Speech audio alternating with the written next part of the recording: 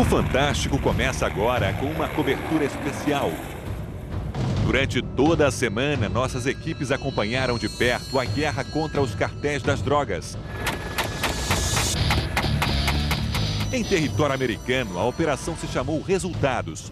Equipe: 3.000 policiais e investigadores em ação na fronteira entre os Estados Unidos e o México. E mais 45.000 soldados e 5.000 policiais federais no combate ao narcotráfico no México, especialmente em Ciudad Juárez, apontada como a mais perigosa do mundo. No Brasil, a operação recebeu o nome de Gênesis e foi a maior já realizada no país. Local: fronteira do Brasil com a Bolívia.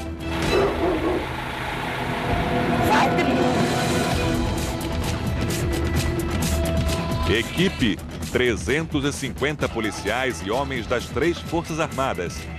Estratégia: montar barreiras nas estradas locais e concentrar as operações em 28 cidades da fronteira. 5 barcos da Marinha patrulharam os rios do Pantanal. E a Aeronáutica deslocou para a região 2 aviões radar e um helicóptero. Nossa reportagem especial começa numa das principais portas de entrada do crime organizado no Brasil.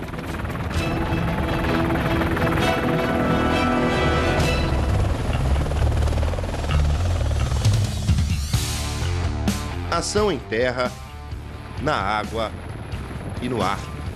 O esforço conjunto é para fiscalizar a fronteira em Mato Grosso. Mais de 90% da pasta base de cocaína produzida na Bolívia passa por esse território.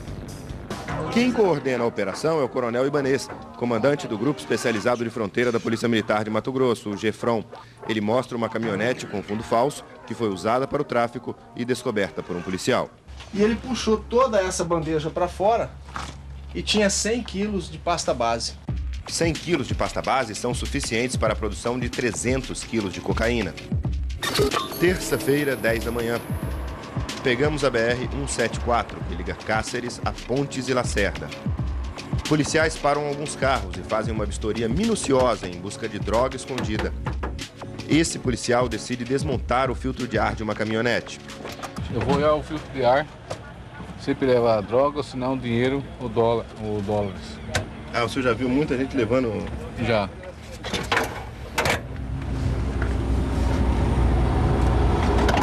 Aqui não tem nada. Ao meio-dia, chegamos ao penúltimo posto policial antes da fronteira, conhecido como Posto do Limão. Essa enfermeira identifica as pessoas que engoliram cápsulas com cocaína. Uma tática comum e perigosa. Se uma das cápsulas se abrir, o portador pode morrer na hora. A revista é feita com uma palpação no estômago, né? E dá para perceber que é algo estranho. É a hora que a gente leva para fazer o raio-x e identifica. Já teve aqui de pegar com até 98 cápsulas. A fiscalização é rigorosa. Quase todos os carros que passam por esse trecho da BR-070 são parados. E os policiais também usam helicópteros. Nesse momento, o helicóptero da Força Nacional parou um carro que eles consideram suspeito aqui nessa rodovia, que é a ligação entre o Brasil e a Bolívia. Eles pararam, os oficiais desceram do helicóptero e estão fazendo a revista dos ocupantes do carro. A 7.000 quilômetros daqui, a polícia mexicana vasculha casas para vencer o tráfico na fronteira com os Estados Unidos. Polícia Federal!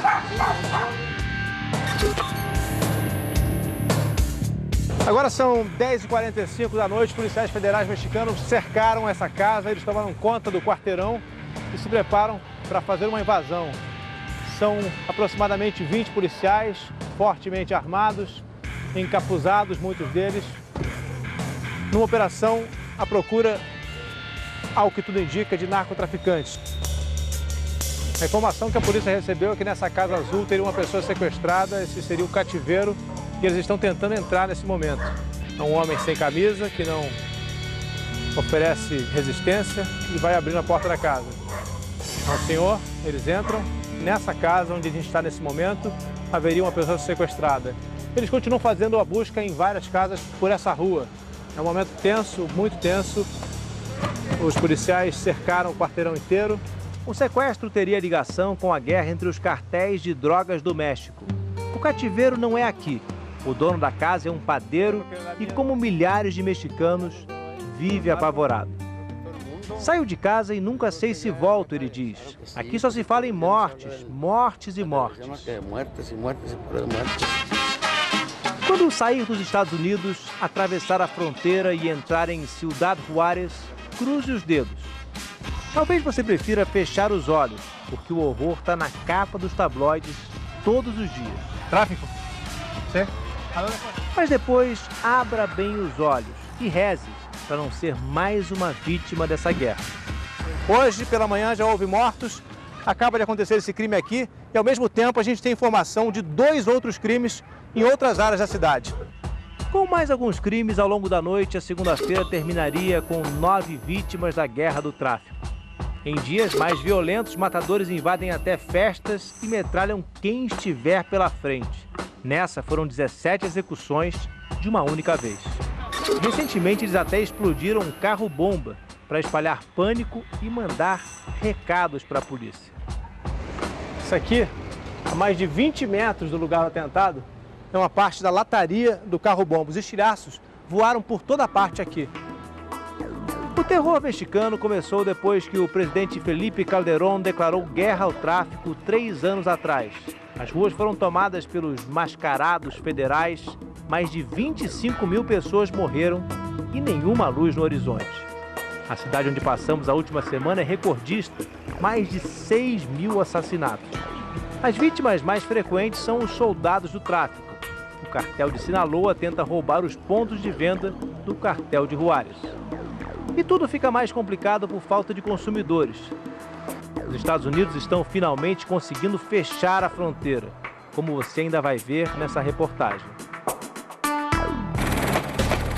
No Brasil, a Operação Gênesis segue para o Pantanal, no sul de Mato Grosso. 5 barcos da Marinha vistoriam os rios da região e percorrem os trechos mais difíceis de se fiscalizar. Para cortar caminho até o posto de fronteira, passamos por dentro da Bolívia, acompanhados da polícia local. Agora nós estamos saindo da Bolívia. Eu estou exatamente na fronteira. Essa fazenda, por exemplo, começa num país e termina no outro. E a única coisa que indica que eu estou entrando no Brasil é esse marco aqui. Na viagem fica claro o quanto é difícil controlar esse território. Pouca gente mora na região, há muita mata fechada e várias estradas de terra clandestinas. São 983 quilômetros de fronteira em Mato Grosso, uma das áreas mais vulneráveis do país. O secretário nacional de Segurança Pública sobrevoou a região.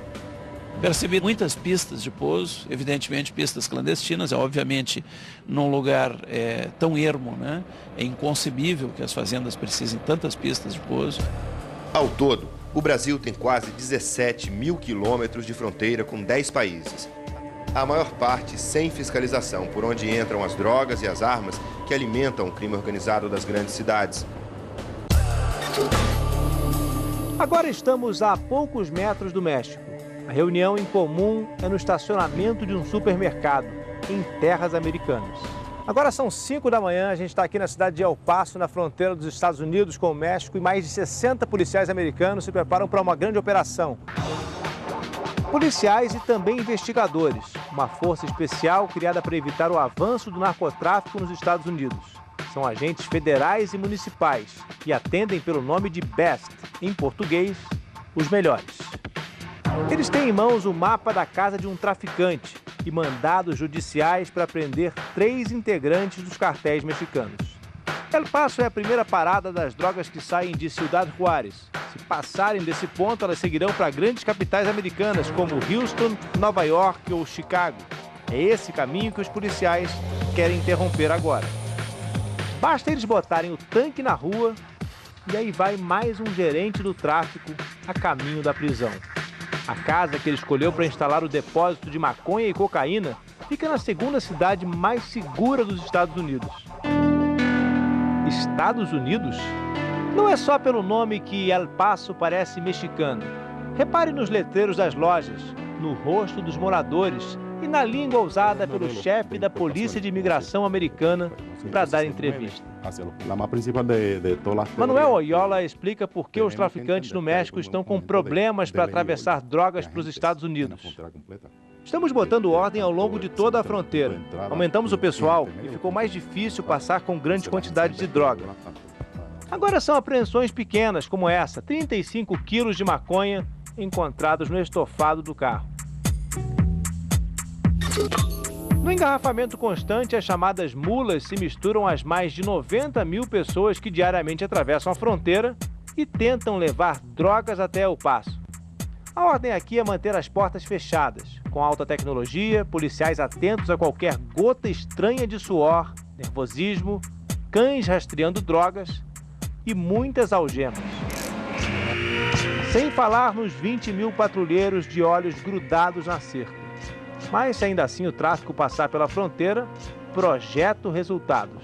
A força-tarefa prendeu em 2 anos 2.200 traficantes em solo americano. Anoitece. A Operação Gênesis continua. Agora nós estamos numa área em que é muito comum que apareçam mulas. É gente que atravessa a fronteira a pé levando a droga. E por causa disso, a gente vai acompanhar uma patrulha a pé à noite aqui ao longo da fronteira. A gente vai desligar a câmera e ligar uma outra, que filma no escuro. Vamos andando em silêncio, atentos a qualquer barulho estranho. Agora, depois de andar um tempo, uns 15, 20 minutos, a gente parou aqui para esperar. Alguns policiais foram lá na frente. É o que está acontecendo, a gente ouviu um barulho. A gente está aqui esperando para poder avançar. Eles descobriram um posto de parada dos traficantes, com garrafas d'água e sinais de que eles pararam ali para comer. Mas ninguém estava no local. O combate ao crime na fronteira depende de persistência, mas também de sorte. No dia seguinte, em Cáceres, a Polícia Civil desmonta bocas de fumo, prende 3 traficantes, apreende drogas e armas. A Polícia Federal encontra também 12 quilos de pasta base de cocaína que tinham acabado de entrar no país. Na sexta-feira, mais uma incursão, agora em uma fazenda em Comodoro. O grupo de fronteira de Mato Grosso descobre mais drogas e substâncias usadas no refino de cocaína. 4 traficantes são presos, entre eles um suspeito de participar de uma facção criminosa de São Paulo. No sábado de manhã, a Polícia Rodoviária Federal encontra 2 quilos de pasta base de cocaína em pacotes soltos dentro de um ônibus. Um cão farejador é usado, mas não consegue descobrir o dono da droga. Os passageiros são todos interrogados e depois liberados. Mas o desafio de fiscalizar o crime na fronteira ainda é imenso. Os resultados foram positivos? Foram altamente positivos, na medida em que a gente consegue propor essa sensação de segurança para todos aqui. Porém, a gente percebe também a necessidade de uma presença maior do poder público nessa faixa de fronteira. A trilha sonora da cidade mais perigosa do mundo fala de chefões, desafetos e matadores.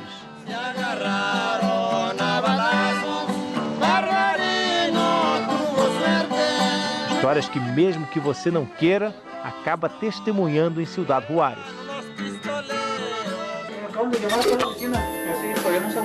O assessor de imprensa da Secretaria de Segurança anuncia o desaparecimento de um repórter. Um reportero da estação Radio México. Caso que lo ubiquen, que se comunique urgentemente com sua senhora esposa, já que está preocupada e assustada. A gente acompanha nesse momento o comboio da Polícia Federal que vai se aproximando do lugar onde acabam de ser encontrados 2 corpos. E mais uma noite começa em tragédia aqui em Ciudad Juárez. Os 2 rapazes viajavam num carro e foram metralhados nessa que é uma grande avenida da cidade. A família diz que eles eram apenas estudantes, mas a polícia suspeita de envolvimento com o tráfico de drogas. E o que a gente pode perceber é que é uma situação que já virou rotina por aqui. Afinal, em Ciudad Juárez acontecem 8 homicídios, em média, a cada dia.